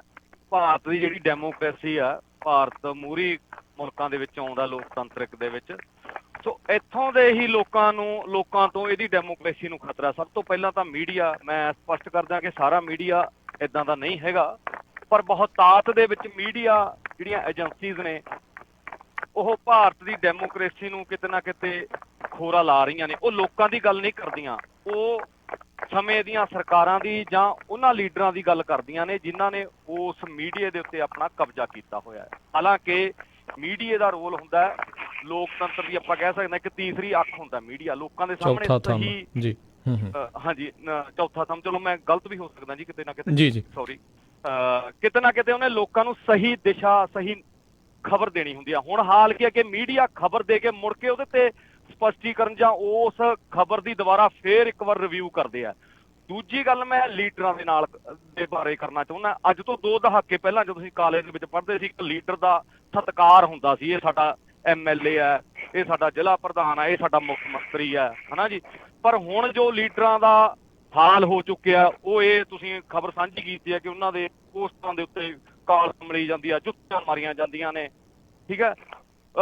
ਇੱਕ ਛੋਟੀ ਜਿਹੀ ਐਗਜ਼ਾਮਪਲ ਦਿੰਦਾ, ਪ੍ਰਕਾਸ਼ ਸਿੰਘ ਬਾਦਲ ਨੂੰ ਖਤਰਾ ਹੋਇਆ, ਉਹਦੇ ਪਰਿਵਾਰ ਨੂੰ ਖਤਰਾ ਹੋਇਆ, ਝੋਲਾ ਚੱਕ ਕੇ ਚੰਡੀਗੜ੍ਹ ਆ ਗਿਆ, ਮੈਨੂੰ ਅਰੈਸਟ ਕਰ ਲਓ। ਕਿਉਂ? ਕਾਹਤੋਂ ਅਰੈਸਟ ਕਰ ਲਓ? ਜਾਂਚ ਹੋ ਗਈ, ਜਾਂਚ ਕਿਉਂ ਨਹੀਂ ਹੋਣ ਦਿੰਦੇ? ਸੁਖਬੀਰ ਸਿੰਘ ਬਾਦਲ ਮੈਮੋਰੰਡਮ ਦੇਣ ਚਲਾ ਜਾਂਦਾ ਰਾਜਪਾਲ ਨੂੰ ਕਿ ਮਨਤਾਰ ਸਿੰਘ ਬਰਾੜ ਦੇ ਖਿਲਾਫ ਸਿੱਟ ਹੈ ਜਿਹੜੀ ਕੰਮ ਕਰ ਰਹੀ ਹੈ। ਤੁਸੀਂ ਘੱਟੋ ਘੱਟ ਇਨਕੁਆਇਰੀ ਤਾਂ ਹੋਣ ਦਿਓ। ਕੀ ਇਹ ਲੋਕਾਂ ਲਈ ਵੀ ਇਦਾਂ ਹੀ ਹੈ? ਇੰਨੇ ਤਰਲੋ ਮੱਛੀ ਹੁੰਦੇ ਆ, ਲੋਕਾਂ ਲਈ ਲੈ ਕੇ ਜਾਂਦੇ ਆ। ਜੇ ਲੋਕਾਂ ਦੇ ਮਸਲੇ ਹੁੰਦੇ ਆ, ਪਬਲਿਕ ਦੇ ਮਸਲੇ ਹੁੰਦੇ ਆ, ਕੀ ਐਡੀ ਛੇਤੀ ਇਹ ਐਕਸ਼ਨ ਲੈਂਦੇ ਆ? ਮੇਰਾ ਇਹਦੇ ਬਾਰੇ ਤੁਹਾਡਾ ਰਾਏ ਜਾਣਨਾ ਚਾਹੁੰਦਾ, ਸੋ ਪਲੀਜ਼ ਫੋਨ ਨਾ ਕੱਟਿਓ ਜੀ। ਧੰਨਵਾਦ। ਰਾਏ ਸਰਦਾਰ ਸਾਹਿਬ ਤੁਹਾਡੀ ਖੂਬ ਹੈ। ਖੈਰ ਗੱਲ ਤੁਹਾਡੀ ਠੀਕ ਹੈ ਆਪਣੀ ਜਗ੍ਹਾ ਤੇ ਕਿ ਚਲੋ ਜਾਂਚ ਪੜਤਾਲ ਹੋ ਜਾਣੀ ਚਾਹੀਦੀ ਹੈ। ਪਰ ਪਹਿਲੀ ਗੱਲ ਤਾਂ ਇਹ ਹੈ ਕਿ ਜਦੋਂ ਤੁਸੀਂ ਪਾਕ ਸਾਹਿਬ ਸੀਗੇ ਤਾਂ ਤੁਸੀਂ ਆਪਣੇ ਕਾਰਜਕਾਲ ਦੇ ਦਰਮਿਆਨ ਹੀ ਉਹ ਸਾਰੀ ਜਾਂਚ ਪੜਤਾਲ ਕਰਕੇ ਲੋਕਾਂ ਦੀ ਕਚਹਿਰੀ 'ਚ ਰੱਖਦੇ ਤਾਂ ਬਿਹਤਰ ਸੀਗਾ। ਪਰ ਸੁਖਬੀਰ ਸਿੰਘ ਬਾਦਲ, ਪ੍ਰਕਾਸ਼ ਸਿੰਘ ਬਾਦਲ ਦੇ ਘਰ ਜਿਹੜਾ ਜੰਮਿਆ ਪੁੱਤਿਆ ਉਹ ਇੰਨਾ ਲੱਗ ਗਿਆ ਕਿ ਉਹ ਇੱਥੋਂ ਤੱਕ ਲੈ ਆਇਆ ਕਿ ਉਹਦੇ ਬਾਪ ਨੂੰ ਵੀ ਪਿਛਲੇ ਉਮਰ ਦੇ ਵਿੱਚ ਕੁਝ ਪੜਤਾਲਾਂ ਦੇ ਵਿੱਚ ਧੱਕੇ ਖਾਣੇ ਪੈ ਰਹੇ ਆ। ਤਾਂ ਇਹ ਕਿਤੇ ਨਾ ਕਿਤੇ ਸੁਖਬੀਰ ਸਿੰਘ ਬਾਦਲ ਦੀ ਕਾਬਲੀਅਤ ਤੇ ਸਵਾਲੀਆ ਨਿਸ਼ਾਨ ਆ ਕਿ ਜਿਸ ਸਮੇਂ ਇਹ ਮਾਹੌਲ ਵਿਗੜਨਾ ਸ਼ੁਰੂ ਹੋਇਆ ਸੀਗਾ, ਜੇ ਸੁਖਬੀਰ ਸਿੰਘ ਬਾਦਲ ਉਸ ਸਮੇਂ ਹੱਥ ਨਾ ਕਰਦਾ ਜਾਂ ਜਿਹੜੇ ਇਹਦੇ ਆਲੇ ਦੁਆਲੇ ਦੇ ਸਲਾਹਕਾਰ ਸੀਗੇ, ਜੇ ਉਹਨਾਂ ਦੇ ਆਖੇ ਨਾ ਲੱਗ ਕੇ ਆਪਣੀ ਮਰਜ਼ੀ ਕਰਦਾ, ਸੰਗਤ ਦੀ ਜੋ ਉਸ ਸਮੇਂ ਦੀ ਭਾਵਨਾ ਸੀ ਉਸ ਭਾਵਨਾ ਦੀ ਕਦਰ ਕਰਦਾ, ਤੇ ਮੇਰੇ ਖਿਆਲ ਦੇ ਨਾਲ ਇਹ ਦਿਨ ਆਉਣਾ ਨਹੀਂ ਸੀਗਾ। ਕਿ ਜੇ ਆ ਗਿਆ, ਚਲੋ ਸੁਖਬੀਰ ਸਿੰਘ ਬਾਦਲ ਦੇਖੋ ਆਪਣੇ ਆਪ ਨੂੰ ਬਚਾਉਣ ਵਾਸਤੇ ਹਰੇਕ ਬੰਦਾ ਹੱਥ ਪੈਰ ਮਾਰਦਾ, ਹਰੇਕ ਹਰਬਾ ਵਰਤਦਾ, ਔਰ ਕੁਛ ਉਹਦੇ ਅਧਿਕਾਰ ਵੀ ਹੁੰਦੇ ਆ। ਪਰ ਸਮੇਂ ਦੀ ਸਰਕਾਰ ਤੇ ਵੀ ਤੇ ਸਵਾਲ ਕਰਨਾ ਬਣਦਾ ਹੈ ਨਾ ਕਿ ਤੁਸੀਂ ਇੱਕ ਬੰਦਾ ਫੜਿਆ, ਚਲੋ ਸੁਖਬੀਰ ਸਿੰਘ ਬਾਦਲ ਨੂੰ ਵੀ ਛੱਡ ਦਿਓ, ਉਮਰਾ ਨੰਗਲ ਫੜਿਆ, ਉਹਨੂੰ ਕੋਰਟ ਜ਼ਮਾਨਤ ਦੇ ਦਿੰਦੀ ਆ।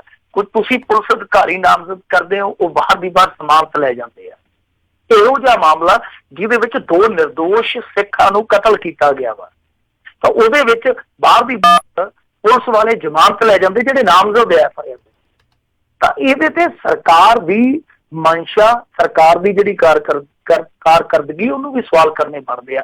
ਰਹੀ ਗੱਲ ਮੀਡੀਆ ਦੀ, ਮੀਡੀਆ ਦੇ ਵਿੱਚ ਦੇਖੋ ਭਾਈ ਸਾਹਿਬ, ਜਿਵੇਂ ਤੁਸੀਂ ਆਪ ਹੀ ਗੱਲ ਕਹੀ ਕਿ ਮੀਡੀਆ ਦੇ ਵਿੱਚ ਬਹੁਤ ਚੰਗਾ ਕੰਮ ਕਰਨ ਵਾਲੇ ਲੋਕ ਆ, ਤਾਂ ਜਦੋਂ ਚੰਗਾ ਕਰਨ ਵਾਲੇ ਲੋਕ ਨੂੰ ਬਹੁਤਾਤ ਲੋਕ ਚੰਗਾ ਕਹਿਣ ਲੱਗ ਪੈਣਗੇ, ਉਹਨਾਂ ਨੂੰ ਵੇਖਣ ਲੱਗ ਪੈਣਗੇ, ਸੁਣਨ ਲੱਗ ਪੈਣਗੇ, ਤਾਂ ਜਿਹੜੇ ਇਸ ਤਰ੍ਹਾਂ ਦੇ ਲੋਕ ਆ ਉਹ ਆਪਣੇ ਆਪ ਜਾਂ ਤੇ ਖਤਮ ਹੋ ਜਾਣਗੇ ਜਾਂ ਬਿਲਕੁਲ ਅਸਰਕਾਰਕ ਨਹੀਂ ਰਹਿਣਗੇ, ਬੇਅਸਰ ਹੋ ਜਾਣਗੇ। ਸਭ ਤੋਂ ਵੱਡੀ ਗੱਲ ਇਹ ਆ ਕਿ ਜਿਹੜੀ ਲੋਕ ਘੜੀਆਂ ਕਢਾਈਆਂ ਧਾਰਨਾਵਾਂ ਤੇ ਚੱਲਦੇ ਆ, ਮਤਲਬ ਕਿ ਆਪ ਧਾਰਨਾਵਾਂ ਪੈਦਾ ਵੀ ਨਹੀਂ ਕਰਦੇ, ਜਿਹੜੀ ਧਾਰਨਾਵਾਂ ਉਹਨਾਂ ਨੂੰ ਪਰੋਸੀਆਂ ਜਾਂਦੀਆਂ ਨੇ, ਜੋ ਪਰਸੈਪਸ਼ਨ ਬਣਾ ਕੇ ਦਿੱਤੀਆਂ ਜਾਂਦੀਆਂ, ਜਿਹੜੇ ਲੋਕ ਉਹਨਾਂ ਤੇ ਚੱਲਦੇ ਆ, ਸਾਨੂੰ ਉਹਨਾਂ ਦੀ ਬੌਧਿਕ ਸਮਰੱਥਾ ਤੇ ਵੀ ਸਵਾਲ ਕਰਨਾ ਪਊਗਾ ਨਾ ਕਿ ਅਸੀਂ ਉਸ ਸਮਰੱਥਾ ਨੂੰ ਅੱਗੇ ਕਿਉਂ ਨਹੀਂ ਲਿਜਾ ਰਹੇ ਸਮਾਜਿਕ ਤੌਰ ਤੇ।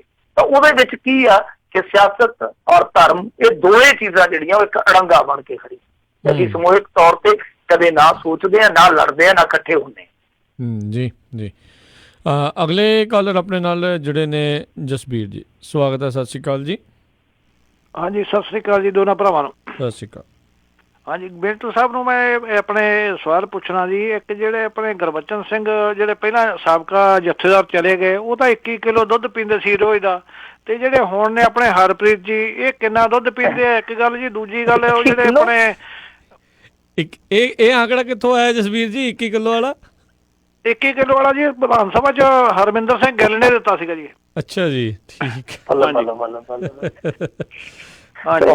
ਮੇਰੇ ਖਿਆਲ ਨਾਲ ਬਲਵੰਤ ਸਿੰਘ ਖੇੜਾ ਨੇ ਅਕਾਲੀ ਦਲ ਦੀ ਮਾਨਤਾ ਰੱਦ ਕਰਾਉਣ ਵਾਲਾ ਕੇਸ ਕੀਤਾ ਹੋਇਆ, ਉਹਦੀ ਕੀ ਅਪਡੇਟ ਹੈ? ਧੰਨਵਾਦ ਜੀ। ਧੰਨਵਾਦ ਜੀ। ਨਹੀਂ ਦੇਖੋ, ਮੈਂ ਤੇ ਹੈਰਾਨ ਆ ਕਿ 21 ਕਿਲੋ ਦੁੱਧ ਬੰਦਾ ਤੇ ਨਹੀਂ। ਵੈਸੇ ਇੱਕ ਗੱਲ ਆ ਕਿ ਇਹਨੂੰ ਦੂਜੇ ਪੱਖ ਤੋਂ ਤੁਸੀਂ ਲੈ ਸਕਦੇ ਹੋ ਕਿ 21 ਕਿਲੋ ਦੁੱਧ ਉਹਦੀ ਰੈਸ਼ ਤੇ ਜਾਂਦਾ ਹੋਊਗਾ, ਜਿਹੜਾ ਪੀਂਦਾ 21 ਕਿਲੋ ਤੇ ਜੇ ਪੀਂਦਾ ਤੇ ਫਿਰ ਤੇ ਗਿਆਨੀ ਗੁਰਬਚਨ ਸਿੰਘ ਜਿਹੜਾ ਉਹ ਮੇਰੇ ਖਿਆਲ ਦੇ ਨਾਲ ਇੱਕ ਰਿਕਾਰਡ ਵੀ ਕਾਇਮ ਕਰ ਸਕਦਾ ਜੇ ਇੰਨੀ ਡਾਈਟ ਆ ਤਾਂ। ਖੈਰ ਚਲੋ ਇੱਕ ਵਿਸ਼ਾ ਅਲੱਗ ਆ, ਪਰ ਜਿਹੜੀ ਤੁਸੀਂ ਗੱਲ ਕਹੀ ਆ ਦੂਸਰੀ ਅਕਾਲੀ ਦਲ ਦੀ ਮਾਨਤਾ ਰੱਦ ਉਹ ਬਲਵੰਤ ਸਿੰਘ ਖੇੜਾ ਵਾਲੀ, ਤਾਂ ਉਹਦੇ ਵਿੱਚ ਦੇਖੋ ਸਟੇਟਸ ਇਹੀ ਆ ਕਿ ਉਹ ਕੇਸ ਦੀ ਸੁਣਵਾਈ ਜਿਹੜੀ ਆ ਲਗਾਤਾਰ ਚੱਲੀ ਜਾਂਦੀ ਆ। ਉਹ ਕੇਸ ਦੀ ਸੁਣਵਾਈ ਇੰਨੀ ਲੰਮੀ ਖਿੱਚੀ ਗਈ ਆ ਕਿ ਜਿਹੜੇ ਬਲਵੰਤ ਸਿੰਘ ਖੇੜਾ ਜੀ ਆ ਉਹ ਬਹੁਤ ਜ਼ਿਆਦਾ ਬਿਰਧ ਹੋ ਚੁੱਕੇ ਆ ਹੁਣ।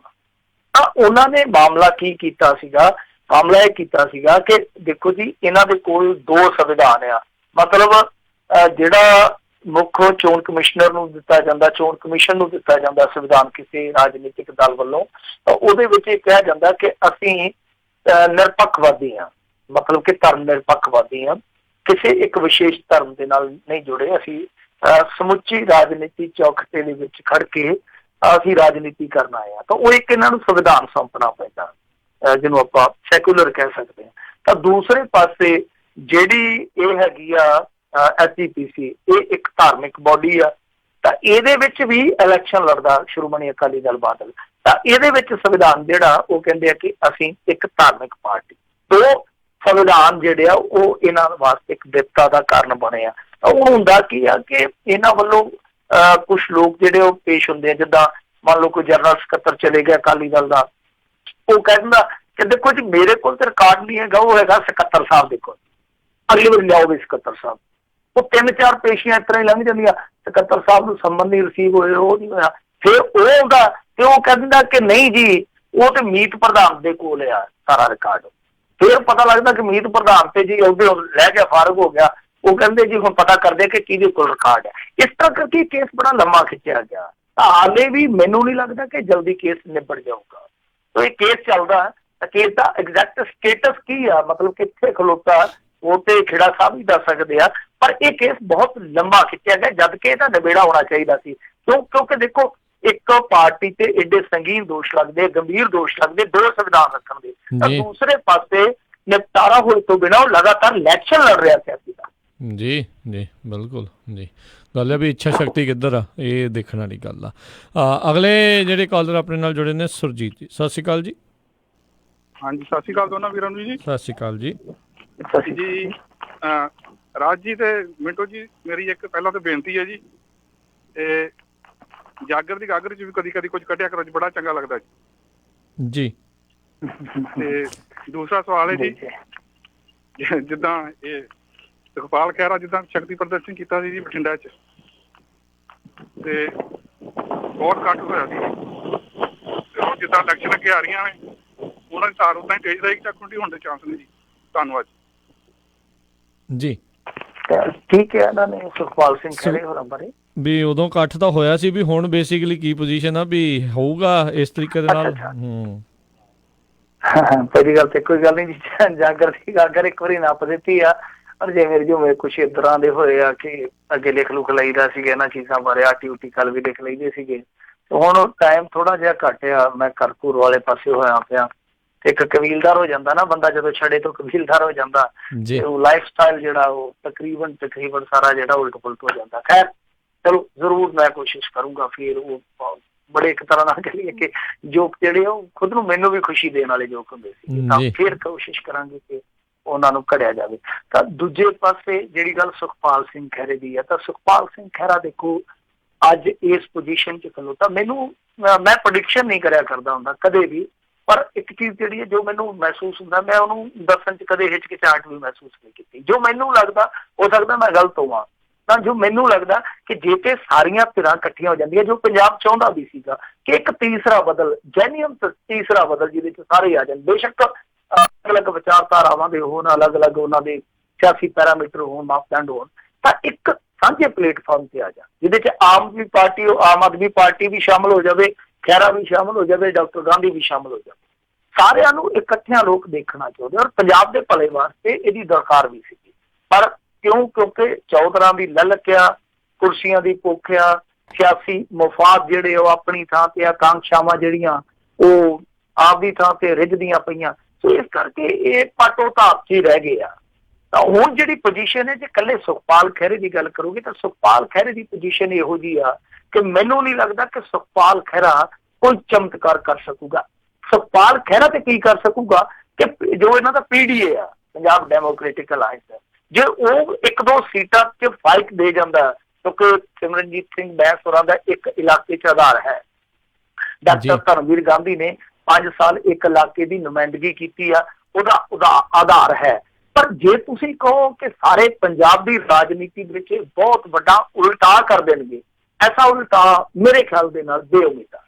ਜੀ, ਤੇ ਪਿਛਲੇ ਆਪਾਂ ਵੈਸੇ ਮਿੰਟੂ ਜੀ ਜਿਹੜੀਆਂ 3-4 ਚੋਣਾਂ ਦੇ ਵਿੱਚ ਦੇਖਿਆ PPP ਤੋਂ ਜਦੋਂ ਤੋਂ ਕੰਮ ਸ਼ੁਰੂ ਹੋਇਆ ਹਰ ਵਾਰੀ ਕੋਈ ਨਾ ਕੋਈ ਨਵੀਂ ਧਿਰ ਬਣ ਕੇ ਜਿਹੜੀ ਆ ਕਿਤੇ ਨਾ ਕਿਤੇ ਇਹਨਾਂ ਇਲੈਕਸ਼ਨਾਂ ਦੇ ਵਿੱਚ ਸਾਹਮਣੇ ਕੋਈ ਆ ਰਹੀ ਆ, ਜਿਹੜੀ ਤੀਜੀ ਧਿਰ ਜਾਂ ਇੱਕ ਕਹਿ ਲਓ ਵੀ ਉਹਨਾਂ ਦੀ ਥਾਂ ਦੇ ਉੱਤੇ ਆਉਣ ਦੀ ਕੋਸ਼ਿਸ਼ ਕਰਦੀ ਆ, ਪਰ ਇਨ ਦੀ ਐਂਡ ਜਿਹੜੀ ਰਵਾਇਤੀ ਵੋਟ ਆ ਫਿਰ ਉੱਦਾਂ ਦੀ ਉੱਦਾਂ ਹੀ ਜਿਹੜੀ ਕਿਤੇ ਨਾ ਕਿਤੇ ਭੁਗਤ ਕੇ ਫਿਰ ਇਹ ਪਾਰਟੀਆਂ ਉੱਥੇ ਮੈਂ ਹਿਸਾਬ ਲਾਇਆ ਇੱਕ ਮੋਟਾ ਜਿਹਾ ਰਾਜਕਰਮਵੀਰ ਸਿੰਘ ਜੀ ਕਿ ਜਿੰਨਾ ਵੋਟਰ ਦੁਬਿਧਾ ਚ ਪੈਂਦਾ ਹੈ ਨਾ, ਮਤਲਬ ਕਿ ਜਿੰਨੀਆਂ ਏਦਾਂ ਸਿਆਸੀ ਤਨਜ਼ੀਮਾਂ ਜਿਹੜੀਆਂ ਵੱਧਦੀਆਂ, ਜਿਹੜਾ ਪੰਜਾਬੀ ਵੋਟਰ ਦੁਬਿਧਾ ਚ ਪੈਂਦਾ ਤਾਂ ਫਿਰ ਘੁੰਮ ਘੁਮਾ ਕੇ ਭਾਉ ਕੇ ਉਹ ਰਵਾਇਤੀ ਪਾਰਟੀਆਂ ਵੱਲ ਹੀ ਜਾਂਦਾ। ਉਹਨੂੰ ਇਹੀ ਲੱਗਦਾ ਕਿ ਇਸ ਦੁਬਿਧਾ ਚੋਂ ਮੈਨੂੰ ਕੁਛ ਨਹੀਂ ਮਿਲਣਾ, ਤਾਂ ਇਹ ਜਿਹੜੇ ਆ ਭਾਉ ਚੋਂ ਕੇ ਆਉਣਾ ਤੇ ਇਹਨਾਂ ਨਹੀਂ ਆ, ਤੇ ਕਿਉਂ ਨਾ ਇਹਨਾਂ ਦੀ ਲੜ ਲੱਗੀ ਹੈ ਤੂੰ ਮਾੜਾ ਮੋਟਾ ਕੰਮ ਕਰਵਾ ਲਾਂਗੇ, ਤਾਂ ਫਿਰ ਵੋਟਰ ਦੀ ਮਾਨਸਿਕਤਾ ਇੱਥੇ ਆ ਕੇ ਅੜ ਜਾਂਦੀ ਹੈ। ਤਾਂ ਜੇ ਇੱਕ ਠੋਸ ਬਦਲ ਹੋਊਗਾ ਉਹਨੂੰ ਉਮੀਦ ਹੁੰਦੀ ਆ ਕਿ ਹਾਂ ਭਾਈ ਇਹ ਵੀ ਆ ਸਕਦੇ, ਜਿਵੇਂ ਆਮ ਆਦਮੀ ਪਾਰਟੀ ਸੀ। ਆਮ ਆਦਮੀ ਪਾਰਟੀ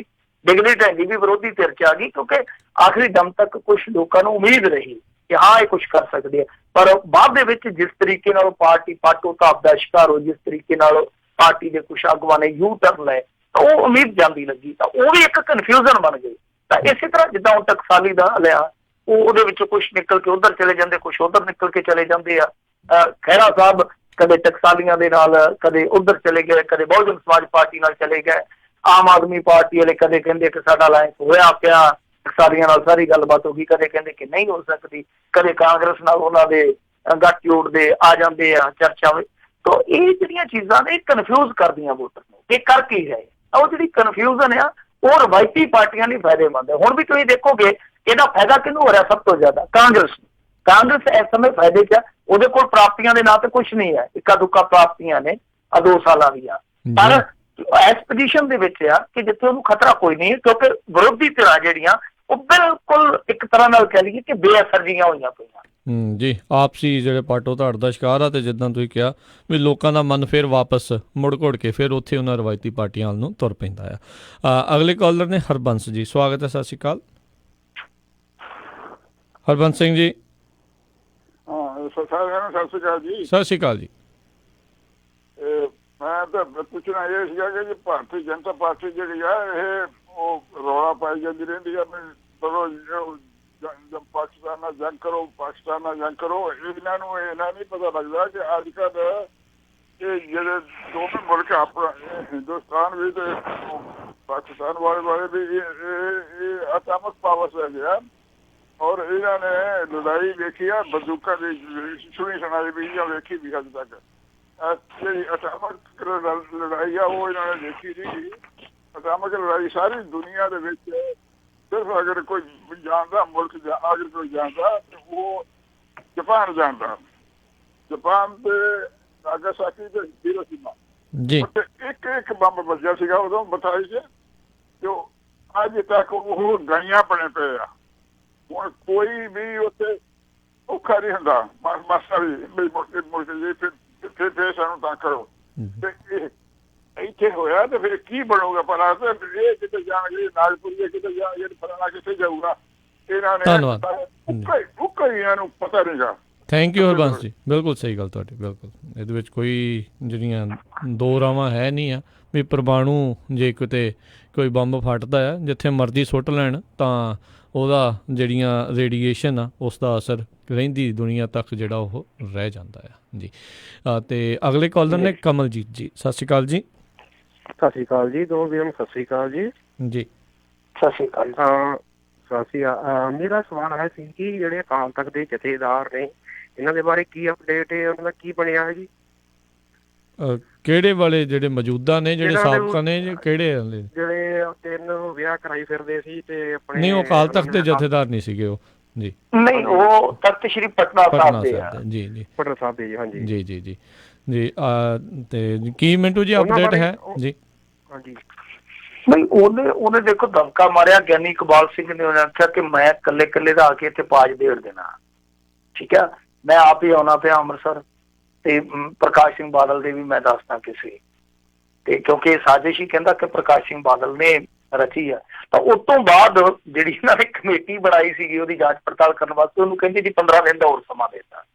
ਤਾਂ ਕਮੇਟੀ ਨਹੀਂ, ਮੈਨੂੰ ਲੱਗਦਾ ਕਿ ਹੁਣ ਕਮੇਟੀ ਵਾਲਾ ਹਿਸਾਬ ਕਿਤਾਬ ਹੀ ਆ, ਕਿਉਂਕਿ ਇਹ ਡਰ ਗਏ ਕਿ ਜੇ ਗਿਆਨੀ ਇਕਬਾਲ ਸਿੰਘ ਆ ਗਿਆ ਉਹ ਇਸੇ ਤਰ੍ਹਾਂ ਹੀ ਕਰਦਾ। ਉਹਨੇ ਅੱਗੇ ਇੱਕ ਵਾਰੀ ਅਕਾਲ ਤਖਤ ਦਾ ਮੌਜੂਦਾ ਜਥੇਦਾਰ ਉਸ ਸਮੇਂ ਦਾ ਗਿਆਨੀ ਗੁਰਬਚਨ ਸਿੰਘ ਹੈਡ ਗ੍ਰੰਥੀ ਹੁੰਦਾ ਸੀ, ਆਨੰਦਗੜ੍ਹ ਜਥੇਦਾਰ ਹੁੰਦਾ ਸੀ, ਇਹਨਾਂ ਸਾਰਿਆਂ ਨੂੰ ਹੀ ਛੇਕ ਦਿੱਤਾ ਸੀਗਾ। ਇੱਕ ਵਾਰੀ ਪ੍ਰਬੰਧਕੀ ਬੋਰਡ ਹੀ ਸਾਰਾ ਛੇਕ ਦਿੱਤਾ ਸੀਗਾ। ਉਹ ਇਸ ਤਰ੍ਹਾਂ ਹੀ ਕਰਦਾ, ਪੰਗੇ ਲੜੋਂ ਨਹੀਂ ਹਟਦਾ। ਇਹਨਾਂ ਨੂੰ ਪਤਾ ਸੀਗਾ ਕਿ ਗਿਆਨੀ ਇਕਬਾਲ ਸਿੰਘ ਜੇ ਪ੍ਰੈਸ ਦੇ ਸਾਹਮਣੇ ਬਹਿ ਗਿਆ ਉਹਨੇ ਬੋਲਣੋਂ ਨਹੀਂ ਹਟਣਾ। ਸ਼ਾਇਦ ਇਸੇ ਕਰਕੇ ਫਿਰ ਉਧਰੋਂ ਵੀ ਚੁੱਪੀ ਜਿਹੜੀ ਪਸਰ ਗਈ ਤੇ ਫਿਰ ਦੂਜੇ ਪਾਸਿਓਂ ਵੀ ਚੁੱਪੀ ਪਸਰ ਗਈ। ਸੋ ਦੋਨੇ ਚੀਜ਼ਾਂ ਜਿਹੜੀਆਂ ਨੇ ਉਹ ਵਾਪਰੀਆਂ, ਏਦਾਂ ਵਾਪਰੀਆਂ ਭੇਪਰੇ ਢੰਗ ਦੇ ਨਾਲ ਕਿ ਸਾਰਾ ਕੁਝ ਖਾਮੋਸ਼ ਹੋ ਗਿਆ। ਇਹ ਦੇਖਦੇ ਹਾਂ ਕਿ ਖਾਮੋਸ਼ੀ ਜਿਹੜੀ ਆ ਉਹ ਤੂਫਾਨ ਤੋਂ ਪਹਿਲਾਂ ਵਾਲੀ ਖਾਮੋਸ਼ੀ ਆ ਜਾਂ ਫਿਰ ਇੱਕ ਸਮਝੌਤਾਵਾਦੀ ਖਾਮੋਸ਼ੀ ਹੈ। ਪਰ ਜਿਹੜੀ ਗੱਲ ਪਹਿਲੇ ਕਾਲਰ ਨੇ ਕਹੀ ਸਾਨੂੰ ਸਮਝਣੀ ਚਾਹੀਦੀ ਹੈ ਸਭ ਨੂੰ। ਦੇਖੋ US ਤੇ ਜਾਪਾਨ ਟਕਰਾਏ ਸੀਗੇ, ਫਿਰ ਉਸ ਤੋਂ ਬਾਅਦ ਹੀਰੋਸ਼ੀਮਾ ਨਾਗਾਸਾਕੀ ਦੇ ਵਿੱਚ ਏਡਾ ਵੱਡਾ ਕਹਿਰ ਵਰਤਿਆ। ਪਰ ਅੱਜ ਦੀ ਘੜੀ ਦੇ ਵਿੱਚ ਪਰਲ ਹਾਰਬਰ ਵਾਲਾ ਜਾਂ ਸਾਰਾ ਮੁੱਦਾ ਭੁੱਲ ਭੁਲਾ ਕੇ ਜਾਪਾਨ ਤੇ ਅਮਰੀਕਾ ਆਪਸ ਦੇ ਵਿੱਚ ਟ੍ਰੇਡ ਕਰਦੇ ਆ। ਇੱਥੋਂ ਤੱਕ ਚਾਈਨਾ ਤੇ ਜਾਪਾਨ ਕੱਟੜ ਦੁਸ਼ਮਣ ਆ ਤੇ ਜੇ ਉਹਨਾਂ ਦਾ ਵਪਾਰ ਮੈਂ ਭੁੱਲਦਾ ਨਹੀਂ ਉਹ $400 ਅਰਬ ਤੋਂ ਵੀ ਜ਼ਿਆਦਾ ਹੈ। ਆਪਸ ਦੇ ਵਿੱਚ ਉਹਨਾਂ ਦਾ ਜਿਹੜਾ ਜਾਪਾਨ ਦਾ ਟ੍ਰੇਡ ਉਹ ਚੱਲੀ ਜਾਂਦਾ। ਤਾਂ ਉਹ ਜਾਪਾਨ ਦੁਸ਼ਮਣੀਆਂ ਨਹੀਂ ਪਾਲ ਰਿਹਾ ਅੱਜ ਕੱਲ੍ਹ। ਜਾਪਾਨ ਆਪਣੇ ਮੁਲਕ ਨੂੰ ਇੰਨਾ ਵਿਕਸਿਤ ਕਰ ਚੁੱਕਾ ਕਿ ਦੇਖ ਲਓ ਕਿ ਰੇਲ ਗੱਡੀ ਜਿਹੜੀ ਆ ਉਹ ਅਸੀਂ ਉਹਨਾਂ ਤੋਂ ਲੈ ਕੇ ਆ ਰਹੇ ਹਾਂ, ਸਾਨੂੰ ਲੋਨ ਦੇ ਰਹੇ ਆ ਜਿਹੜੀ ਇੱਥੇ ਚਲਾਉਣੀ ਹੈ ਗੱਡੀ, ਬੁਲਟ ਗੱਡੀ। ਸੋ ਕਹਿਣ ਦਾ ਭਾਵ ਇਹ ਆ ਕਿ ਇਹ ਜ਼ਮਾਨਾ ਜਿਹੜਾ ਦੌਰ ਹੈ ਜਿਹੜਾ ਜੰਗਾਂ 'ਚ ਪੈਣ ਵਾਲਾ ਤੇ ਹੈ ਹੀ ਨਹੀਂ। ਜੰਗ ਲੜਨੀ ਆ ਤੇ ਗਰੀਬੀ ਲਈ ਲੜੋ, ਜੰਗ ਲੜਨੀ ਹੈ ਬੇਰੁਜ਼ਗਾਰੀ ਲਈ ਲੜੋ, ਜੰਗ ਲੜਨੀ ਤੇ ਆ ਜਿਹੜਾ ਹੁਣ 11.5 ਟ੍ਰਿਲੀਅਨ ਦਾ ਅਰਥਚਾਰਾ ਬਣਾ ਕੇ ਬੈਠਾ ਚਾਈਨਾ, ਇਹ ਤੇ ਬਰੋਬਰ ਆਉਣ ਵਾਸਤੇ ਲੜੋ ਕਿ ਅਸੀਂ ਵੀ 2.5 ਟ੍ਰਿਲੀਅਨ ਤੋਂ ਅਸੀਂ ਵੀ 11.5 ਟ੍ਰਿਲੀਅਨ ਤੱਕ ਜਾਣਾ।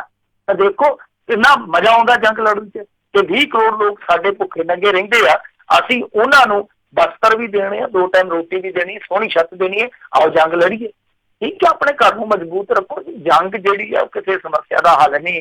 ਉਦੋਂ ਸੈਰ ਲੁਧਿਆਣੇ ਵੀ ਨਹੀਂ ਆਖਿਆ ਸੀ ਜੰਗ ਤੇ ਖੁਦ ਇੱਕ ਸਮੱਸਿਆ। ਪਰ ਸਾਡੇ ਲੋਕ ਜਿਹੜੇ ਆ ਇਹ ਤੇ ਐਸੇ ਲੋਕ ਆ ਕਿ ਉੱਥੇ ਗਵੰਤਰੀ ਸੁਣਦੇ ਸੁਣਦੇ ਹੀ ਲੀਡਰਾਂ ਦੇ ਬਿਆਨਾਂ ਚੁਲਝ ਜਾਂਦੇ, ਰੈਲੀਆਂ 'ਚ ਗਵੰਤਰੀਆਂ ਨੂੰ ਸੁਣਨ ਚਲੇ ਜਾਂਦੇ ਆ, ਜਾਂ ਕਹਿ ਦਿੰਦੇ ਸ਼ਾਮ ਨੂੰ ਚਲੋ ਪਊਆ ਪਾਓ ਦਾਰੂ ਮਿਲ ਜੂਗੀ। ਤਾਂ ਸਾਡੇ ਲੋਕਾਂ ਨੂੰ ਇਹ ਚੀਜ਼ਾਂ ਸਮਝਣੀਆਂ ਚਾਹੀਦੀਆਂ। ਹੁਣ ਦੇਖੋ ਨਰਿੰਦਰ ਮੋਦੀ ਆਪਣਾ ਰਿਪੋਰਟ ਕਾਰਡ ਨਹੀਂ ਪੇਸ਼ ਕਰ ਰਿਹਾ,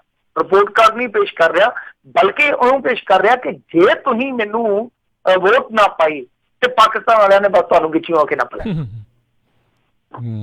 ਜੀ ਬਿਲਕੁਲ, ਡਰ ਦਾ ਮਾਹੌਲ, ਤਣਾਅ ਦਾ ਮਾਹੌਲ ਬਣਾ ਕੇ ਜਿਹੜਾ ਆ ਉਹ ਵੋਟਾਂ ਇਕੱਠੀਆਂ ਕਰਨ ਦੀ ਕੋਸ਼ਿਸ਼ ਜਿਹੜੀਆਂ ਸਿਆਸੀ ਤੰਜੀਮਾਂ ਕਰ ਰਹੀਆਂ। ਲੋਕਾਂ ਨੂੰ ਇਸ ਚੀਜ਼ ਦੇ ਬਾਰੇ ਸੁਚੇਤ ਹੋਣ ਦੀ ਜ਼ਰੂਰਤ ਹੈ। ਅਤੇ ਮਿੰਟੂ ਜੀ ਬੜਾ ਧੰਨਵਾਦ, ਤੁਸੀਂ ਸਾਡੇ ਨਾਲ ਜੁੜੇ, ਖਬਰਾਂ ਬਾਰੇ ਜਾਣਕਾਰੀ ਦਿੱਤੀਆਂ, ਸਰੋਤਿਆਂ ਦੇ ਸਵਾਲਾਂ ਦੇ ਜਵਾਬ ਦਿੱਤੇ। ਅਗਲੀ ਵਾਰ ਤੱਕ ਲਈ ਬੜੀ ਮਿਹਰਬਾਨੀ, ਪਿਆਰ ਭਰੀ ਸਤਿ ਸ਼੍ਰੀ ਅਕਾਲ ਜੀ। ਸਤਿ ਸ਼੍ਰੀ ਅਕਾਲ ਜੀ। ਅਤੇ ਸਰੋਤੇ ਇੱਥੇ ਸਾਡਾ ਅੱਜ ਦਾ ਪ੍ਰੋਗਰਾਮ ਸਮਾਪਤ ਹੈ। ਮਿਲਦੇ ਹਾਂ ਅਗਲੀ ਵਾਰ, ਉਦੋਂ ਤੱਕ ਲਈ ਮੇਰੇ ਵੱਲੋਂ ਵੀ ਸਤਿ ਸ਼੍ਰੀ ਅਕਾਲ। ਜਿੰਦੇ ਵਾਸਤੇ ਰਹੋ, ਹੱਸਦੇ ਖੇਡਦੇ ਰਹੋ, ਸੁਣਦੇ ਰਹੋ ਪੰਜਾਬੀ ਰੇਡੀਓ USA।